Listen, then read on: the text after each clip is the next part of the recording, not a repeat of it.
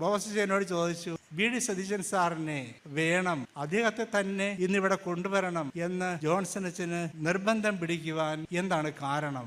3 കാരണങ്ങളുണ്ട്. ഒന്നാമത്തെ കാരണം, അദ്ദേഹം നിയമസഭയിലും പുറത്തും ആവർത്തിച്ച് പറഞ്ഞിട്ടുള്ള 2 പ്രസ്താവനകൾ ഒരു കത്തോലിക്ക പുരോഹിതൻ എന്ന രീതിയിൽ എന്നെ ആഴത്തിൽ സ്പർശിച്ച.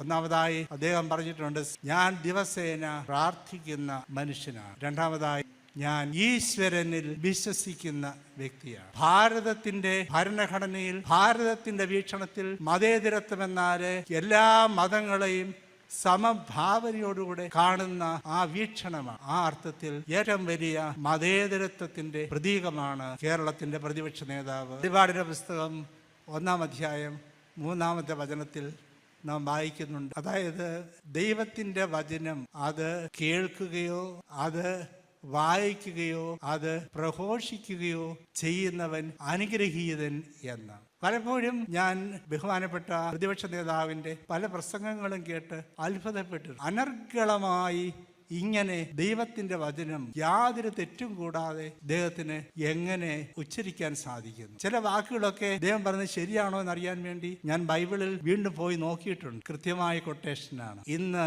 ഒരു വലിയ ഔന്നത്യത്തിലേക്ക്, വലിയ ദൈവാനുഗ്രഹത്തിലേക്ക്, ദൈവകൃപയിലേക്ക് കേരളം ശ്രദ്ധിക്കുന്ന ഒരു വലിയ ജനനേതാവായി അദ്ദേഹം മാറിയെങ്കിൽ വെളിപാട് പുസ്തകം 1-ാം അധ്യായം 3-ാമത്തെ വചനം ഈ ജനനേതാവിൽ നിറവേറിയിരിക്കുന്നു. മൂന്നാമതായി ഞാൻ അദ്ദേഹത്തിൽ കാണുന്ന പ്രത്യേകത അദ്ദേഹത്തിന്റെ വ്യക്തിത്വമാണ്. നിലപാടുകളിൽ ഉറപ്പുള്ള ഒരു ജനനേതാവാണ് അദ്ദേഹം.